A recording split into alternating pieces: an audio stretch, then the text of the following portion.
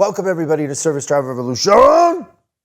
Tell them what we have coming up on today's show, Christian. So today, everybody, you guys are going to want to stay tuned. We have two of the finalists in the You versus You Jeep Challenge. We've got Chris and Casey. There are some great interviews. You guys want to take some notes. It's going to be good stuff. But before we get to that, I have this friend. His name's What a segue. His name's Rob. He's so lazy he doesn't even call himself Robert. Like, this guy is so lazy. If laziness were an Olympic sport, he would come in fourth so he didn't have to get on the podium. Back to you, Chris. That's all coming up today on Service Drive Revolutiooooon.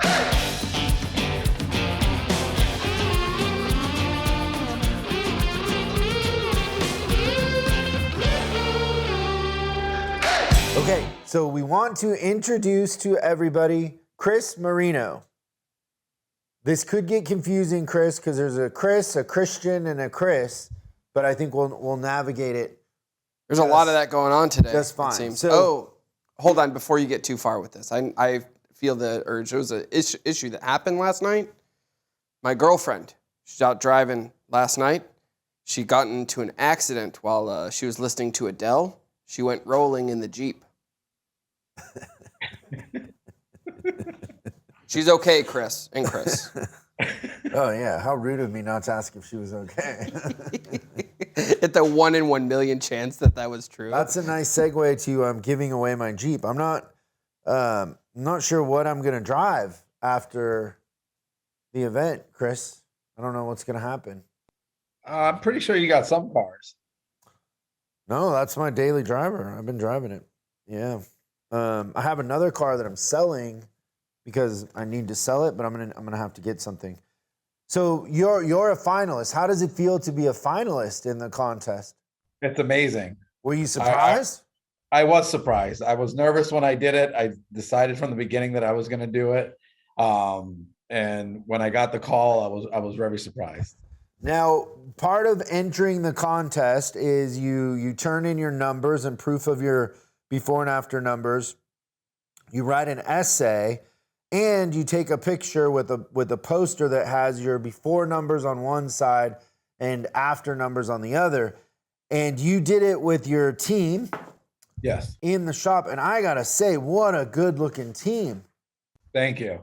Very good looking team.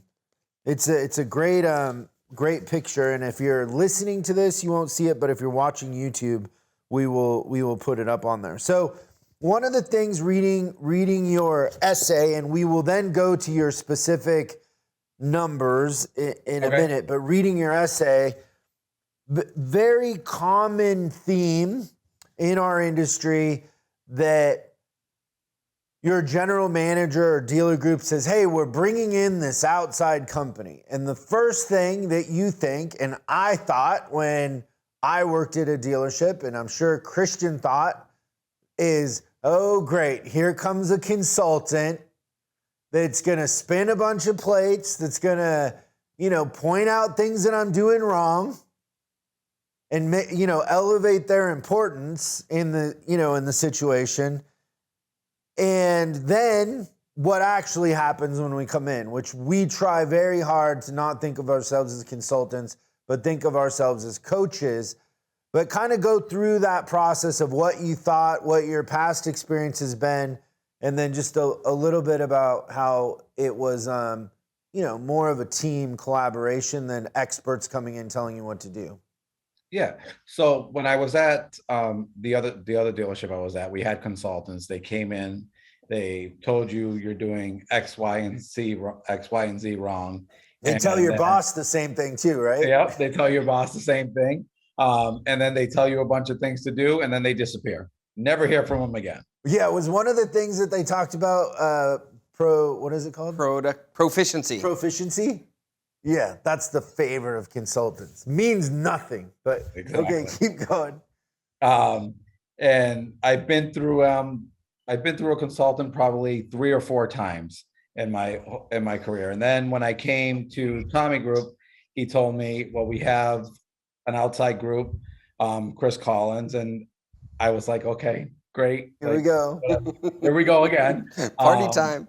Yep. And then I was there for a couple weeks, and Vicky called. She introduced herself to me. She went through all her past experiences, what she's been through, that she was a service manager.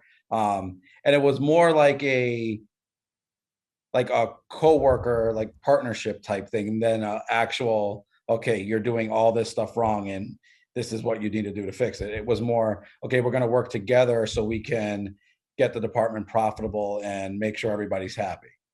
Yeah, did Vicky tell you that she was the original winner of this contest? She told me that she won. She not this contest, actually. I didn't know that. Well, so She I told me didn't do a car, but I did money. So I started off, I did a $25,000 service manager challenge. Then eventually I raised it to 50. And this is the first time I'm doing my car, which I don't know, the car, the sticker on the car was like 68. Of course, it's, worth less than that, but she won cash when she did it, but she was the original winner. Well, who knows? In this car market, it might be worth more. Maybe, yeah. That's a good point. Yeah. Yeah. So, and that's the thing too. I think that's important is, and I hope that the way that we made you feel was that we're in this together, and we're not, we're not the idealized version of what a factory rep or chemical rep or consultant or whatever would be, because we understand how hard it really is. And, looking at your numbers, we understand how much work went into that. Like, you did that. We didn't do that. We were coaches. We influenced. But at the end of the day, you're the star. You're the one that did all the heavy lifting. Thank you. Yeah, where I think a lot of times people are trying to steal the credit. Yeah, take the credit. Consultants Yeah. are trying to steal the credit, where we know that that's not true whatsoever. We, more than anything, we're trying to start a community so you have resources and you don't feel alone. So then now let's get into, and let's just talk about the numbers, and then I want to ask what your recipe was and what you think the big levers were to achieve the results you did. So on your ELR, you raised it almost $27. So $26.82 increase in effective labor rate. You had a 16% increase in net to gross and 0.1 in CSI, but CSI for your brand, that's actually pretty big because it's only it only goes to 5 overall. So your CSI was already really good, and you went up, which the only concern there would be if it went down, right? Your CSI is going up as your ELR and net to gross went up dramatically. So what would you say the 2 or 3 most important ingredients to that recipe for those dramatic changes was? What were the big levers? I would say it was the morning meetings. So having a shift meeting every day? Yep, having that morning meeting every day and making the advisors happy and showing them that what we can do and just giving them that positive reinforcement. And recentering them, getting them focused. And letting them know that, okay, we're going to do this. We're going to have a great day, and setting up the side bets and doing goals with them every day. It worked out awesome in my case. And then the wild card sales themselves. Actually, when I went there, the wild card sales were really down, but actually coaching everybody and saying, okay, we can do this, we can do this, we can do this, and then showing them. And then, okay, great, you hit 10 today. Let's see if we can do 11 or 12 the next day. And just always being like that with my advisors, it worked out really good.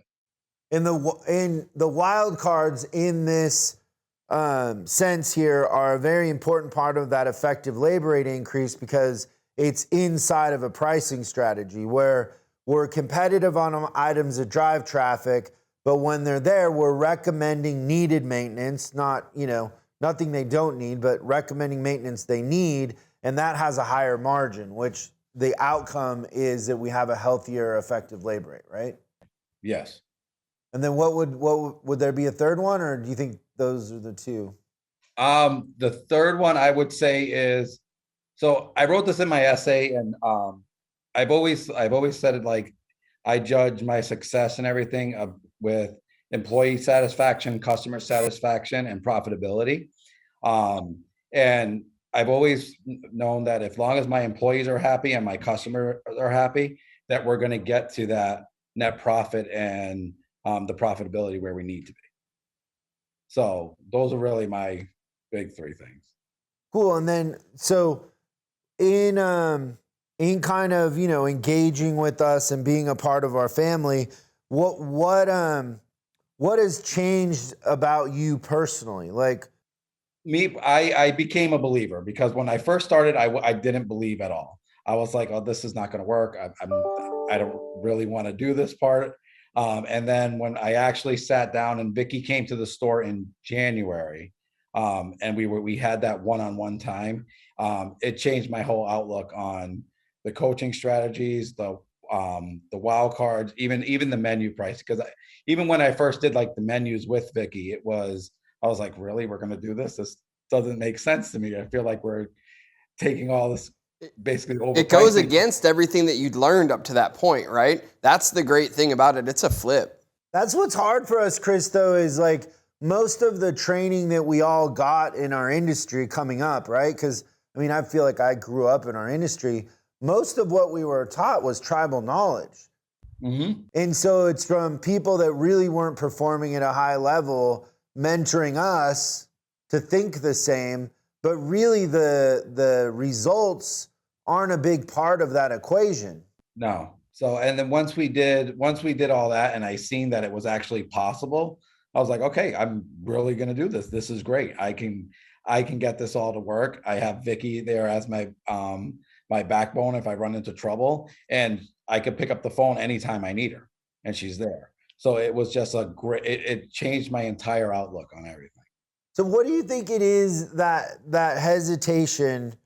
Do you think that it feels overwhelming, like it's too much work? Is it too much change at one time? Like, help us understand from the perspective of a new manager. Yeah. So at first I felt like it was too much change at one time. Okay. So I was going into it. I'm like, we're going to change this, this, and this. Like, nobody's going to understand what's going on. They're like, okay, we're raising prices here. We're going to do this. We're going to play all these games. And it's going to be like, and it was something we didn't do all the time. So it was basically making everybody believe, and I had to make myself believe it too. But once you actually do it, you realize it's a lot of work, don't get me wrong, but it's not as much work as you think it is. It starts flowing. Once you put one process in place, the other processes follow with it. Yeah, and hopefully it feels scalable after that. It should be easier, and now you can scale, right? Yep. Yeah.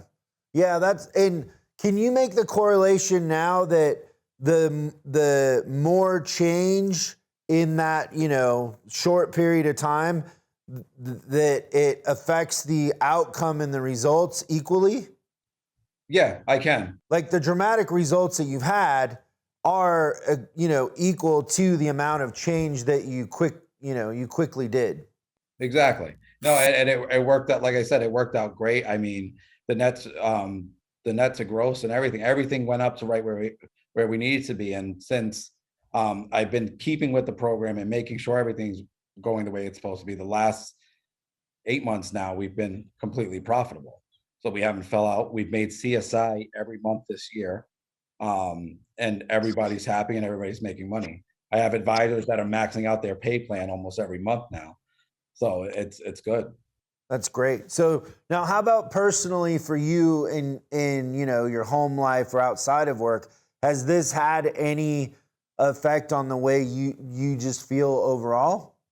Oh, it has. I mean, financially with myself, I'm in a financially better spot because of the way my pay plan is set up. So we're making CSI. So I'm getting paid like I should.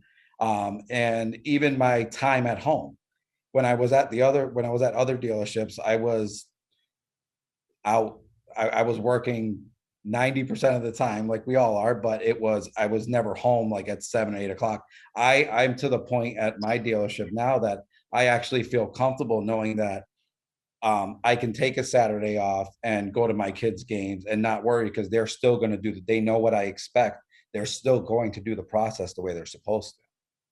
So it's given me more time with my family, and just being able to do everything that we enjoy.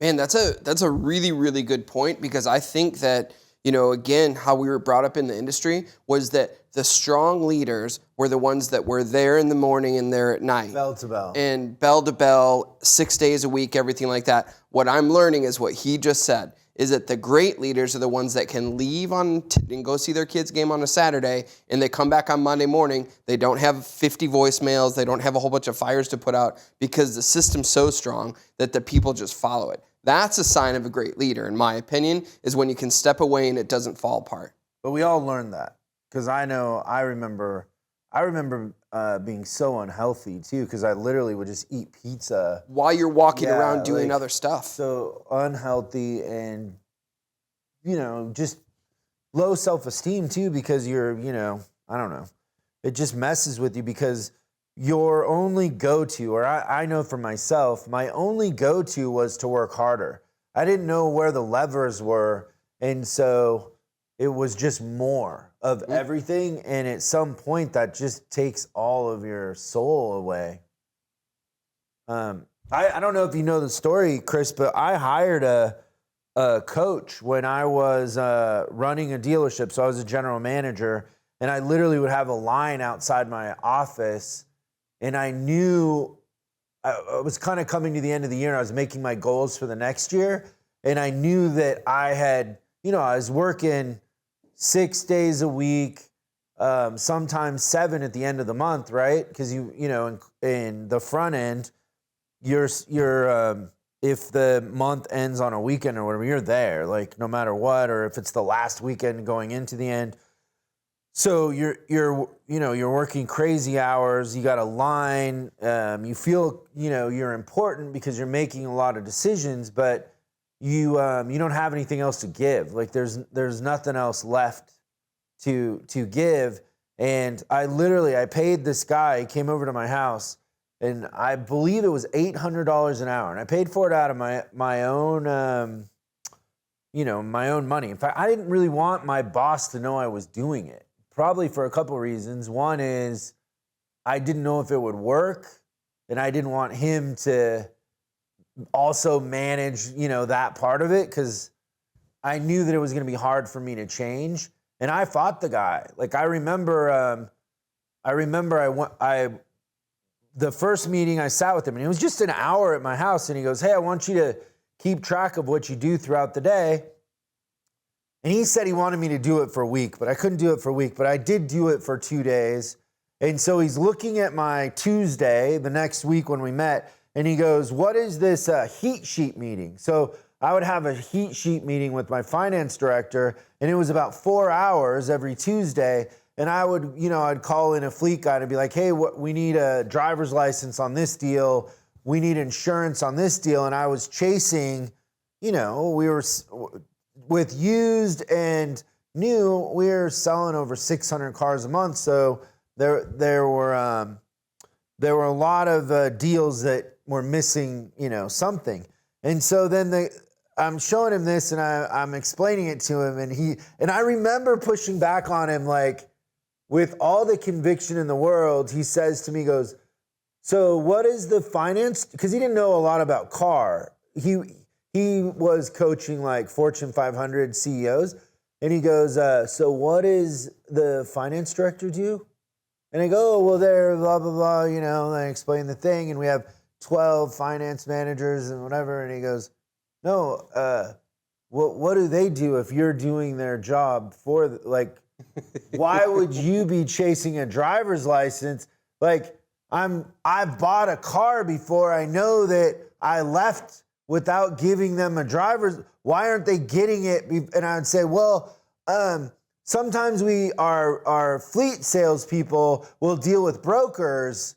And he'd be like, "Yeah, but what's the finance director's job? Could you explain to me the job of the finance director?" And I remember I fought he left or whatever. And then the next heat sheet meeting, I was like, to my finance director, I was like, "Hey, it occurred to me that I have you to do all this, and why am I chasing the fleet? What I want to do is I want to move this meeting to Wednesday, and I want you to do all of this. And my goal is that this meeting's 10 minutes. And so, we went from 3 sheets to, 5 deals at the top of 1 sheet. And those deals, she would just explain. But the hardest person to change was me. It wasn't my finance director. I was in this loop of thinking I was so important, and it took me paying somebody a lot of money to come in and then point out something pretty clear. I mean, it happens to us all the time too, where clients will be like, oh, we thought of that, or oh, we knew that. And I'm always like, yeah, no, the difference is we're just going to do it. It's not that we invented anything. We're just going to do it. It ends up that the secret to success is in the execution, not in the idea. My favorite line is, oh yeah, we tried that once. Yeah. Well, we're going to do it again, but it's going to work. Yeah, so we're going to follow through. Yeah, that's awesome. Well, what advice, Chris, would you give to managers out there that, are in a situation like we've all kind of been in, where service is the afterthought? You're not really given the tools to succeed, right? You're not even oftentimes even shown the financial, even though you're graded on the outcome. What would you say? Are these persons coming into the program now, into Chris Collins' program, or just in general? Just in general. I would say to the person coming in that's becoming a manager and they're in the same boat that I was in the beginning, one, don't give up. Don't try to do everything yourself. You have advisors, you have support staff. Let them do their jobs, because if they're not doing you have to show them and put them in the right direction, but let them do their jobs. Don't do them for them, because if you do it for them, you're never going to succeed. And that was me for the longest time. I would think something was wrong. Just give it to me. I'll fix it myself. And you do that and you do that and you do that. And then you get to a point that you're just fixing everything, and they don't care, because they know that you're going to be there to fix it.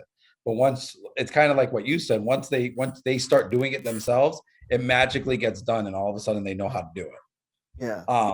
And that was one of my biggest downfalls. So if you do that with your employees and just make sure that they're actually doing what they're supposed to do, coach them in the right directions, and just turn the team into a family. Don't treat it as you're just one of my employees and it is what it is, and I don't care about you. Don't actually care, but don't fake it. Pretend like you care. Yeah, care about them.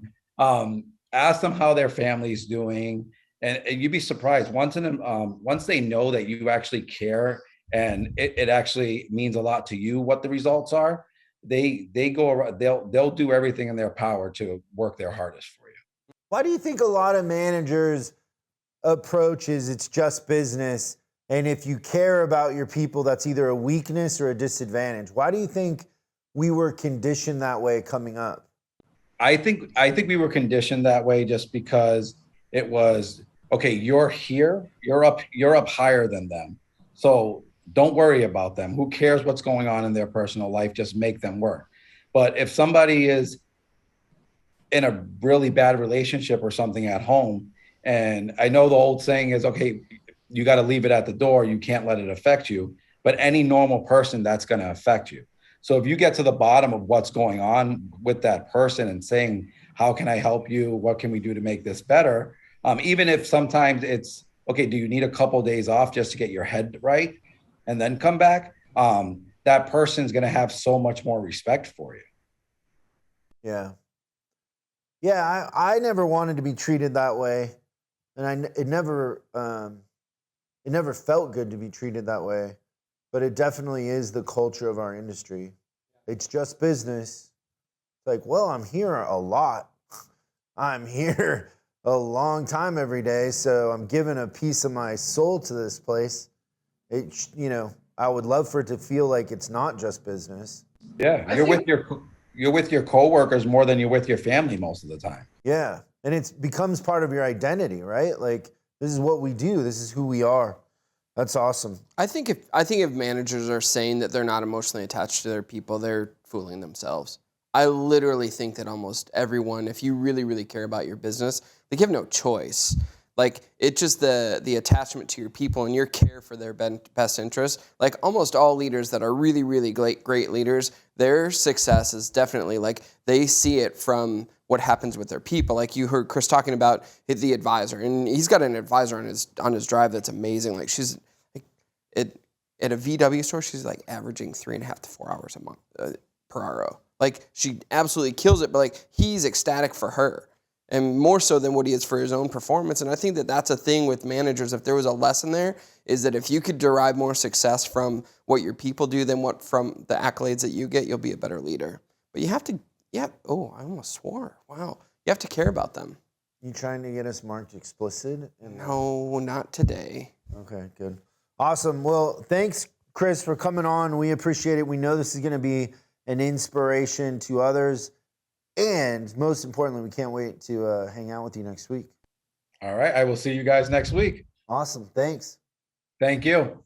So that was an interview with Chris. Tell him what's coming up next, Christian. Okay, now we have another finalist interview with Casey. And no jokes about the Olympics. Not this time, but maybe later. Today we have an Assassin Elite group member Tough cookie. Handsome Devil. We won't talk about the fact that he's a Chargers fan. We don't want to talk about it at all? How's it going, Casey? I'm doing fantastic, thanks. Let's just talk about these incredible numbers right off of the top. Increase in CSI, 8.7%. Effective labor rate, up almost $10. And net to gross, up 15%. That is huge. Huge. Big numbers. Big numbers. So for managers out there, kind of go through, what do you think the top 3 things are in the recipe for making those sort of changes? What was your mindset? What did you do? What did it take? How did you build that outcome? And Casey, before you get started on that, there's been a tragedy I need to report. At the Army base, not too long ago, a Jeep went through there. Drove over Drove over a bag of microwave popcorn and killed a couple of colonels. Sorry, Casey. I would start out first. I would tell you, honestly, trust, getting the employees to trust the process and believe in what I believed in. Why don't the employees trust the process? Probably, I would say because of the manager. If they're changing things a lot, that means that they don't feel like they're doing it the right way. So if they're changing their process all the time, it's not steady. It's not trustworthy if we're constantly changing what our process is. So getting them to trust the process and sticking with the process is one of the biggest things, I think. So consistency with it? Yeah. The other thing we've always done here is just our culture. Our culture is huge at our store. Our employees are happy to be here, and that's from top down. That's one of the biggest things we focus on in this store as managers. We have meetings about it all the time. Getting our culture right and having our people happy to be here every day reflects directly to our customers. If our employees are happy, our customers are happy. How do you create that culture? How do you make people happy? I don't know. I would say just listening to them, caring about more than just work, listening to what their afterlife is, getting to know them, knowing their families, making sure that they get along and that they're all helping each other. And it's not a backstabbing game. You know, they're all out here with the same purpose to take care of the customer. It's not just about them. It's about everybody. So trust, sticking to it, culture. I mean, one cool thing that we did during, COVID was they took care of every employee here. They made sure that they didn't make any less money than they did the year before. So what we did is we dialed in how much money they made the prior year and built it to an hourly rate, basically. And whether it was a slow day or a slow month, or a slow year, they didn't make less money than they did the year before. We took care of all the employees and made sure that they were paid what they made. And kept everybody too, so no furloughs, nothing like And that? kept everybody. Yep, we didn't lose anybody during it. Yeah, that's a really good sign of a strong organization for sure. That's pretty cool. Yeah, and we've seen stores, right? Casey, maybe you're familiar with some in the group where they panicked, they furloughed, laid people off, and then those people aren't coming back. Right. It happened all around us. I'm gonna guess he probably hired some of them. You know what I mean? Like he's open and he's open for business. I think that's a big thing. But I tell you what, probably one of the most dangerous things that we saw was not only were people furloughing like support staff and advisors, like there were people that were furloughing technicians, and my head still doesn't wrap around that, but they'll never get it back. Because we were never running out of work. That was what's weird. I agree. Was just panic to panic, right? Why do you think a lot of service managers get stuck in their results, in the sense that I've always understood that if you have results that aren't working or aren't good, then something has to change in order for the output to change, right? So whatever your actions are, then you have to change those actions in order to change the outcome. What do you think it is that keeps managers from wanting to change? And I don't know, in a sense, they get paralyzed. Comfort. They're comfortable. Hiring new people or changing personnel can disturb the whole process if you get the wrong person in. So I think there's fear and comfort is why change doesn't happen. It's pretty common in our industry. But a lot of times, the dealerships also don't serve the manager in the sense that they tell them, like, hey, get me more gross. But they're looking at the profit, but they're saying gross. So the managers get put in a trick bag too, in that sense. Yeah, I've learned quite a bit just being with you guys with understanding gross and net, because I had no idea what any of that was when I started in this business. I've been here for 18 years and I've been the manager for the last 3. But when I got the manager position, I had no idea what any of that was. I was paid on gross and I had no idea what it was. Yeah, isn't that, and that's not that uncommon. Like, that's a failure of an industry, not of the manager. I mean, most of our training is tribal knowledge, right? Exactly. That's all it is, really. That's what we got. And so then we're just rolling the dice on the person that mentored us was good enough. Yeah, right? they understood gross, but the chances are they didn't understand the numbers. And if you don't understand them, then in a sense, you're just trying to stay out of trouble instead of really driving the outcome. Which is how managers then start to kind of catch their identity with tasks, because when you're a manager and you're doing like those $10 and $12 an hour things, at least you have something quantitative that you can grab onto and say, I did it. Like if you don't understand financials, you don't understand gross, you don't understand net, it's like, it's this, magic thing. And you're like, I think I'm doing it right. But, then you start to get driven into tasks. And then when you're doing the tasks, you're not doing the things that are moving the needle. So I see how it happens for sure. Well, where do you see things changing in the last couple years, COVID aside? Like, what do you see changing with the manufacturers and the customers and just the marketplace overall as it affects us in service?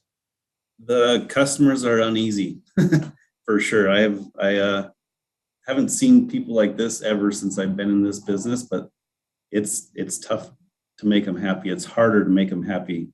I think they have a lot going on that they didn't before, and service isn't the place they want to start to come to anyways. They're never happy to come see us, but I think they're more uneasy than they've ever been. How do you talk to your advisors about handling that extra added edge that is coming in the drive?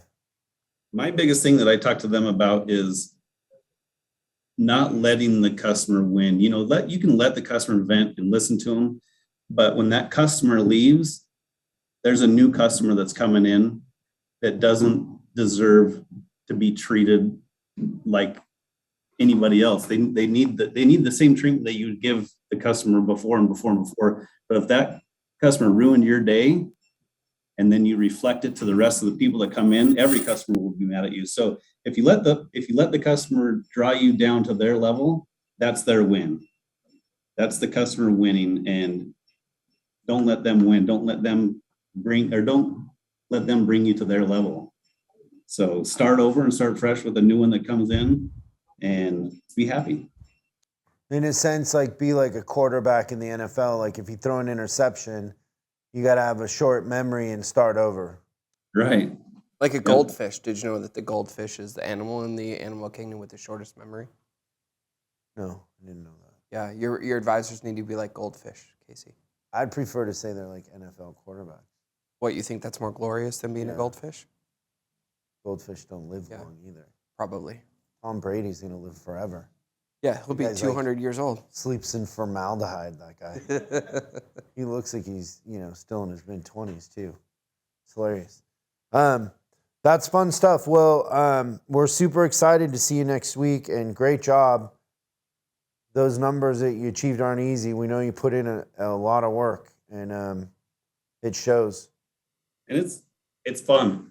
It's fun when they continually increase like that. Everybody's having a good time. So when you're having good days, good months, it makes the job so much better. Yeah, and it's contagious, right? It is. Everybody around you wants to do the same thing.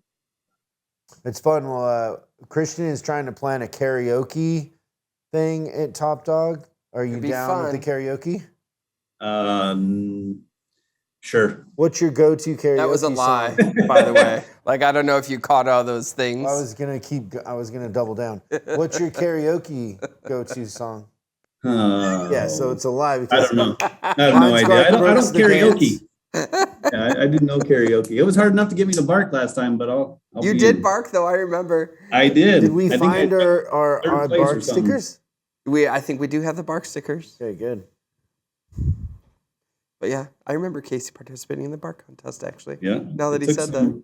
And It took some convincing and some tequila, but we got it to happen. Glad I didn't know the way it all would end, the way it all would go. Our lives are better left to... Yep, I have a voice of an angel. Voice of an angel. That's good stuff. Awesome. Well, we'll see you next week. All right. Awesome. Thanks for tuning in and listening to these interviews with Chris and Casey. Inspirational stuff. Hopefully you're walking away understanding that the difference between high performers and average performers is more mindset and execution. Would you? Exactly right. That's it. But we're all very similar. We're all the same. We have the same 24 hours in a day. Now we have an announcement next week. We're going to profile one more finalist. And then what are we going to do, Christian? We are going to profile the winner of the Jeep. So who drove the Jeep home? So if you don't know, you're going to want to make sure you tune in to the next episode of Service Drive Revolution. Thanks so much for watching this episode of Service Drive Revolution. We're uploading new stuff every day, so make sure you subscribe and click the bell icon so you don't miss out. If you have a question you'd like us to answer on the show, call 8333-ASK-SDR and we'll answer your question on the show. That's 8333-ASK-SDR. For special deals on our books and training, head over to offers.chriscollinsinc.com. Now that's offers.chriscollinsinc.com. I'm Chris Collins, and I'll see you in the next video.